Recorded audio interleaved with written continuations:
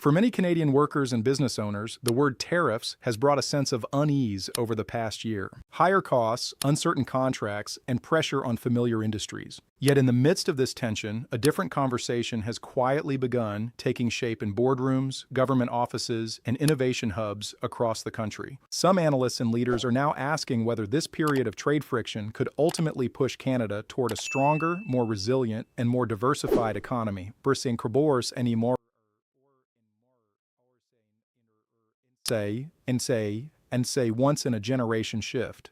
Welcome back to Canada Pulse. I'm glad you're joining us for this deeper look.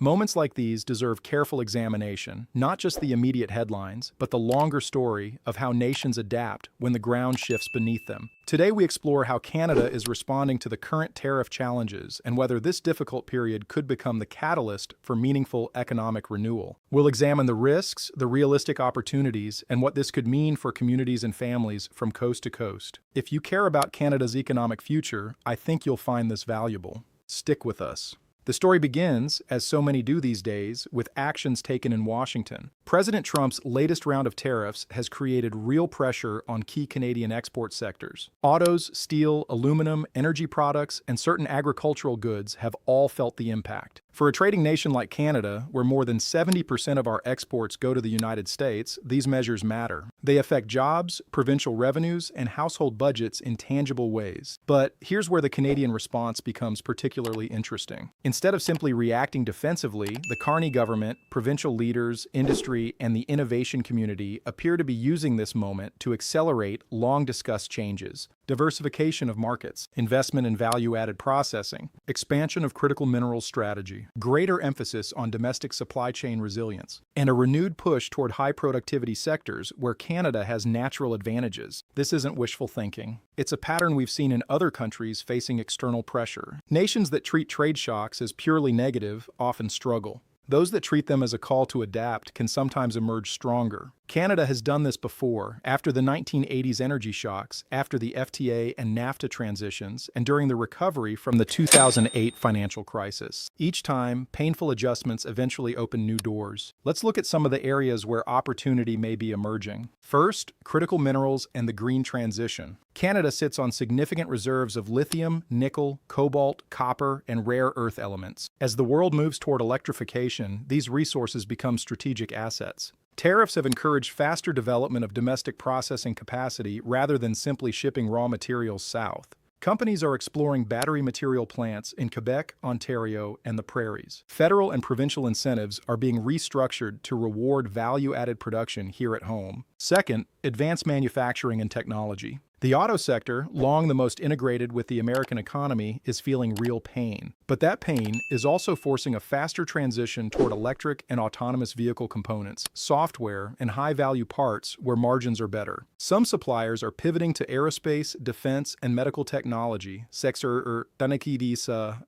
less vulnerable to sudden tariff changes. Third, trade diversification. For years, experts have urged Canada to reduce over-reliance on the U.S. market. The current environment has given that goal new urgency. Negotiations with the European Union, Indo-Pacific partners, and emerging markets in Southeast Asia have gained momentum. New trade missions, expanded trade commissioner services, and targeted investment attraction efforts are underway. I spoke with an economist in Toronto last week who described the current moment this way: pressure creates focus. When easy access to the U.S. market becomes more difficult, companies finally make the investments in innovation and new markets they've been postponing for years. Of course, this transition is not painless. Workers in traditional manufacturing communities in Ontario, Quebec, and the Maritimes are rightly concerned about the immediate impacts. That human reality must stay front and center. A welder with 25 years' experience building auto parts doesn't simply switch careers overnight. Support programs, retraining initiatives, and regional development funds will be essential if this opportunity is to be broadly shared.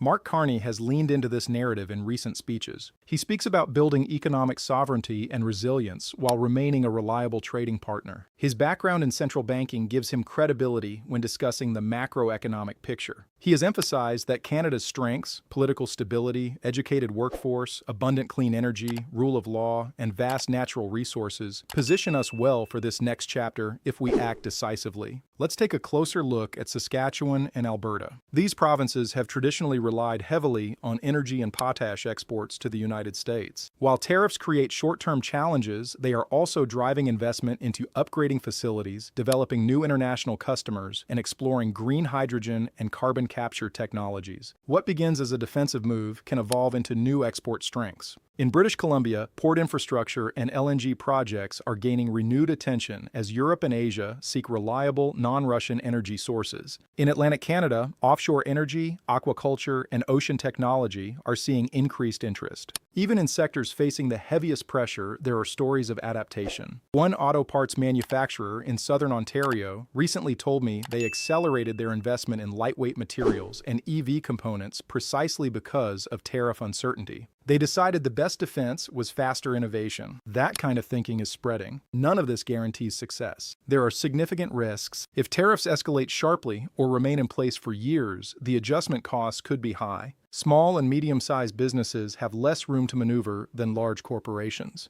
Rural communities dependent on single industries remain vulnerable. And global economic conditions, interest rates, commodity prices, geopolitical events will all influence the outcome. This is why measured, realistic analysis matters. Canada is not automatically going to win from this situation, but we have a genuine chance to emerge with a more balanced and productive economy if policy, business, and labor work together effectively. Provincial governments are playing important roles. Ontario is focusing on advanced manufacturing and critical minerals, Quebec on aerospace, batteries, and clean technology, Alberta on energy transition and petrochemicals, British Columbia on critical minerals and Asia-Pacific trade. This coordinated but regionally tailored approach could prove more effective than a purely federal strategy. The innovation ecosystem is also responding. Universities and colleges are expanding programs in battery chemistry, robotics, clean tech, and supply chain management. Venture capital interest in Canadian deep tech has shown resilience. Government innovation funds are being redirected toward projects that strengthen resilience and reduce external dependencies.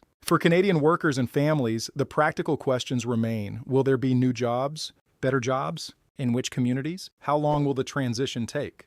These are fair and important questions. The honest answer is that some sectors will contract while others expand. The net outcome will depend heavily on how well we manage the transition. There's also a broader philosophical dimension here. For decades, Canada has benefited from deep integration with the United States. That integration brought prosperity, but also vulnerability. The current tariff environment is forcing a conversation about what kind of economic sovereignty Canada should pursue in the 21st century. Not isolation, but smart diversification and strategic depth. As weeks turn into months, we'll see which companies and communities adapt most successfully. The ones that treat this period as a strategic reset rather than purely a crisis may define the next generation of Canadian economic success stories. We'll continue tracking these developments closely at Canada Pulse, from new investment announcements to community impacts, from trade negotiation updates to innovation breakthroughs. Because this story is still being written and its final chapters will matter for all of us. I'd love to hear your perspective in the comments. Do you see new opportunities emerging in your industry or community because of these trade pressures? Or are the challenges still outweighing any potential benefits?